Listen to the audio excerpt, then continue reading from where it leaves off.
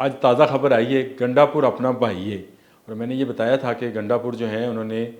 راول پنڈی کے جلسے پہ تحفظات کا اظہار کیا ہے، اور آپ دیکھ لیں کہ وہ تحفظات جو ہیں وہ سچ ثابت ہوئے، اور آج بانی پی ٹی آئی نے اعلان کر دیا ہے کہ ہفتے کے روز جو جلسہ ہونا تھا راول پنڈی میں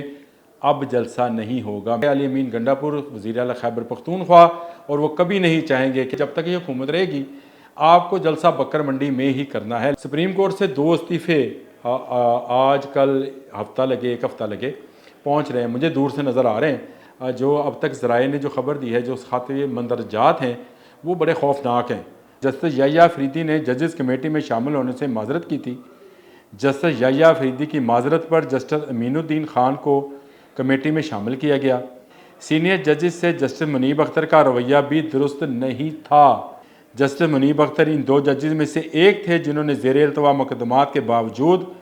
گرمیوں کی پوری تعطیلات کیں۔ کس طرح سے کیسز کو التوا میں ڈالا جاتا ہے، اور کس طرح سے ان کو پھر وہ ان کی ہیئرنگ بھی نہیں کی جاتی، سماعت بھی نہیں کی جاتی ہے، اور جس طرح سے نظر آتا ہے کہ بانی پی ٹی آئی منصور علی شاہ کی حمایت میں ہیں، اور ججز کے درمیان یہ جو چپکلش ہے یہ روز بروز ہمیں بڑھتی ہوئی نظر آتی ہے۔ اس سے بھی خطرناک رویہ یہ ہے کہ اب خطوط لکھے جا رہے ہیں، تو میرا خیال ہے کہ یہ جو ججز اب اچھل رہے ہیں یا اچھلیں گے یا اچھلنا چاہتے ہیں، وہ چاہے سابق ہیں یا موجودہ ہیں۔ لو جی، کل تو خبر دیتی سی کہ آج تازہ خبر آئی ہے، گنڈا پور اپنا بھائی ہے، اور میں نے یہ بتایا تھا کہ گنڈا پور جو ہیں انہوں نے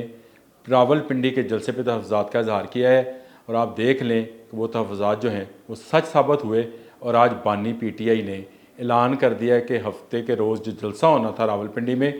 اب جلسہ نہیں ہوگا۔ میں نے کہا تھا کہ انہوں نے کہا تھا کہ ساری ذمہ داری جو ہے وہ گنڈا پور پہ ہے، علی امین گنڈا پور وزیر اعلیٰ خیبر پختونخوا، اور وہ کبھی نہیں چاہیں گے کہ اپنے بنکر کے باہر جس پر وہ پناہ لیے ہوئے ہیں اس کے باہر شور شرابہ ہو، اور ان کو بھی تقریر کرنا پڑے۔ لاہور وہ پہنچے نہیں تھے، وہاں پہ وہ آنا نہیں چاہتے تھے، تو لہٰذا اب یہ بہانہ کر کے جی ہمیں دوبارہ بکر منڈی میں پھینکا جائے، تو بکر منڈی جب تک یہ حکومت رہے گی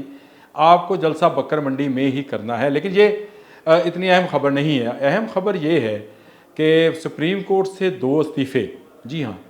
سپریم کورٹ سے 2 استعفے آج کل ہفتہ لگے، ایک ہفتہ لگے پہنچ رہے ہیں، مجھے دور سے نظر آ رہے ہیں، آپ کو پتہ نہیں نظر آتے ہیں یا نہیں آتے ہیں، لیکن جس طرح سے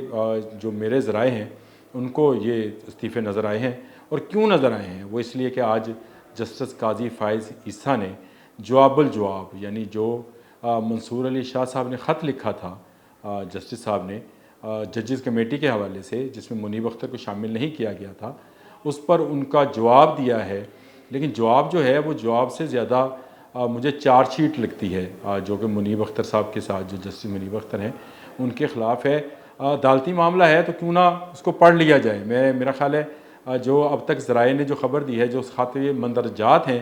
وہ بڑے خوفناک ہیں، وہ اس طرح کے نہیں ہیں کہ ان کو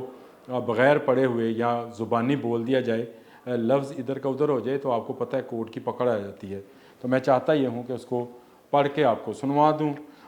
جسٹس یحییٰ افریدی نے یہ جو قاضی فائز عیسیٰ صاحب لکھ رہے ہیں اس خط کے یہ ترجمہ ہے، مفہوم ہے، مندرجات ہیں، جو آپ بھی سن لیں۔ جسٹس یحییٰ افریدی نے ججز کمیٹی میں شامل ہونے سے معذرت کی تھی۔ جسٹس یحییٰ افریدی کی معذرت پر جسٹس امین الدین خان کو کمیٹی میں شامل کیا گیا۔ ترمیمی آرڈیننس کے بعد چیف جسٹس پاکستان کسی بھی جج کو کمیٹی میں شامل کر سکتا ہے۔ سینئر ججز سے جسٹس منیب اختر کا رویہ بھی درست نہیں تھا۔ قانون کے مطابق چیف جسٹس پاکستان جس جج کو کمیٹی میں شامل کرنا چاہے کر سکتا ہے۔ ہمیشہ احتساب اور شفافیت کا داعی رہا ہوں۔ یوں چیف جسٹس سے نہیں پوچھا جا سکتا، چیف جسٹس سے میں رک گیا، لیکن چیف جسٹس سے نہیں پوچھا جا سکتا کہ کمیٹی کے تیسرے رکن کے طور پر کس کو نامزد کیا جائے۔ جسٹس منیب اختر نے پریکٹس اینڈ پروسیجر قانون کی سخت مخالفت کی تھی۔ جسٹس منیب اختر ان 2 ججز میں سے ایک تھے جنہوں نے زیر التوا مقدمات کے باوجود گرمیوں کی پوری تعطیلات کیں۔ جسٹس منیب اختر تعطیلات کے دوران عدالت کا کام کرنے کے لیے دستیاب نہیں تھے۔ تعطیلات پر ہونے کے باوجود جسٹس منیب اختر نے کمیٹی میٹنگ میں شرکت پر اصرار کیا، جو سینئر جج جسٹس یحییٰ پر ان کا عدم اعتماد ظاہر کرتا ہے۔ جسٹس منیب اختر نے درخواست گزاروں کے آئینی اور قانونی حق کے خلاف آئینی مقدمات سننے سے انکار کیا۔ سپریم کورٹ کی روایت کے برعکس سینئر ججز کا احترام نہ کیا گیا۔ ایڈہاک ججز کو شریعت اپیلیٹ کورٹ کے مقدمات بھی سننے نہیں دیے گئے۔ جسٹس منیب اختر نے کمیٹی کے ایک معزز رکن سے غیر شائستہ اور نامناسب رویہ اختیار کیا۔ اس اجلاس میں تمام چیف جسٹسز شامل تھے اور سینئر ترین جج بھی حصہ تھے۔ جسٹس منیب اختر محض عبوری حکم جاری کر کے 11 بجے تک کام کرتے ہیں۔ جسٹس منیب اختر کے ساتھی ججز نے ان کے اس رویے کی شکایت کی۔ آڈیو لیز کیس پر حکم امتناعی جاری کر دیا گیا۔ کیس مقرر ہی نہیں کرنے دیا گیا۔ اب آپ ہی بتائیں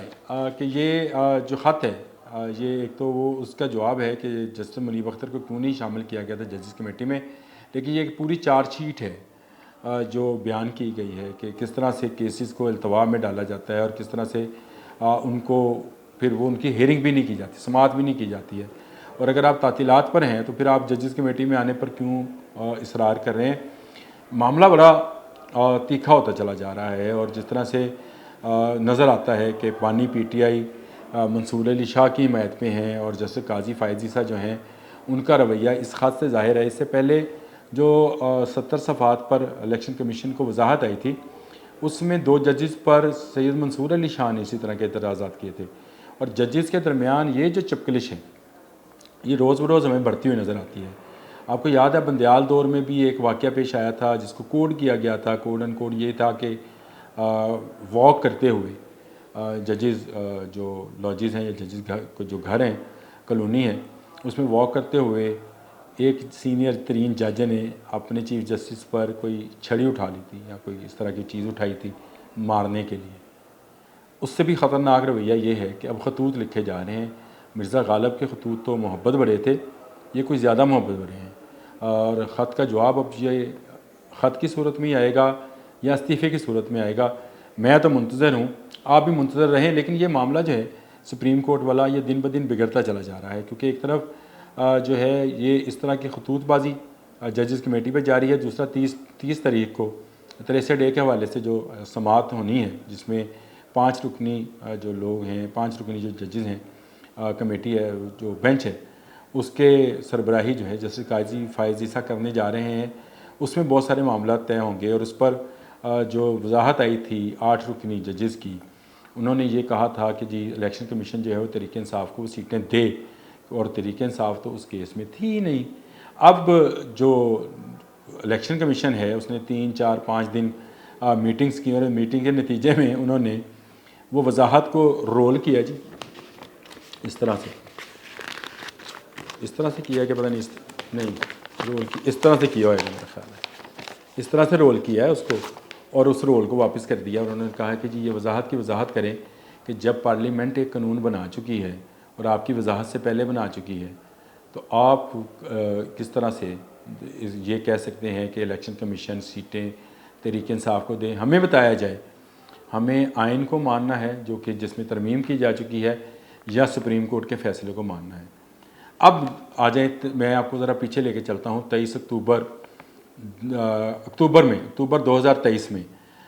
ایک اسی پروسیجر کورٹ پروسیجر کے اوپر جو ہیئرنگ تھی اس میں 15 ججز نے یعنی فل کورٹ نے وہ ہیئرنگ کی تھی پروسیجر بل کے اوپر، تو اس میں 10 ججز نے یہ فیصلہ دیا تھا کہ پارلیمنٹ قانون سازی کرنے کی مجاز ہے، اس پر روکا نہیں جا سکتا۔ 15 میں سے 10 ججز نے جو ہے فیصلہ کیا تھا، یہ 8 ججز ہیں، وہ 15 میں سے 10 ججز تھے، 8-10 کا جو ہے وہ مقابلہ جاری ہے۔ مقابلہ بڑا سخت ہے، لیکن اس میں ایک چیز مد نظر رکھیں کہ سپریم کورٹ میں یہ جو کھینچا تانی ہے، یہ جو گروپ بازی ہے، یا جو بھی اس کو کہہ لیں، سوری اگر عدالتی میں کوئی گستاخی کر دوں، لیکن جسٹس افتخار جو ہیں ان کے بعد کیونکہ ایک بنا تھا کہ سینئر ترین ممبر جو ہے وہ چیف جسٹس بن جایا کرے گا، انہوں نے یہ قانون بنوا دیا یا انہوں نے یہ پروسیجر بنا دیا۔ اس پروسیجر پر ثاقب نثار صاحب نے جو ہے وہ انہوں نے بڑے عجیب انداز سے کیا، اور انہوں نے اس پروسیجر کو ختم کر کے مرضی کے ججز لگانے، چیف جسٹس نے مرضی کے ججز جو ہیں ان کو اپ گریڈ کرنا شروع کیا، اور اصل میں وہ ایک فیلڈنگ لگا رہے تھے۔ وہ آئے، پھر بندیال آئے، کھوسا آئے، بندیال آئے،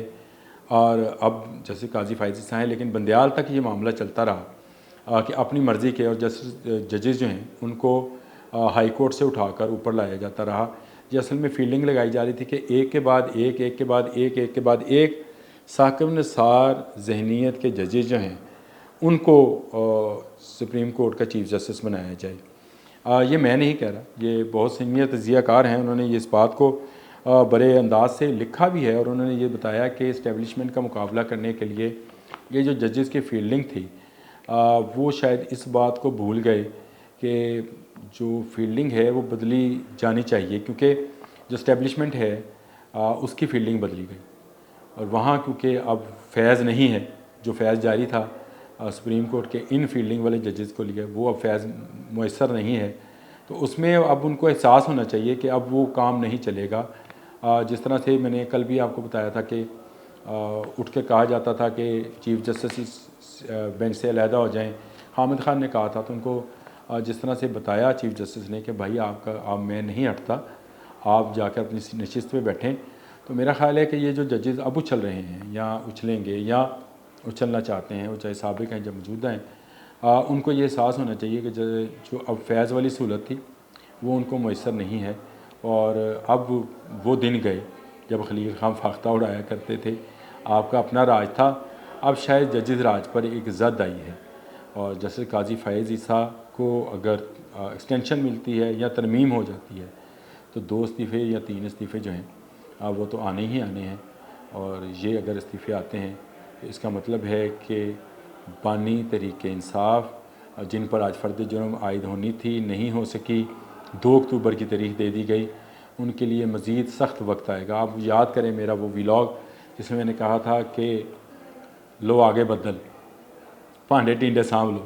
دیکھیں بادل جو ہیں وہ اس وقت گرج رہے ہیں، برس رہے ہیں، گو دونوں جانب سے خطوط بازی جاری ہے، لیکن اس کا نتیجہ جو ہے نظر آتا ہے کہ وہ قاضی فائز عیسیٰ کے حق میں جائے گا۔ آج کے لیے اتنا ہی،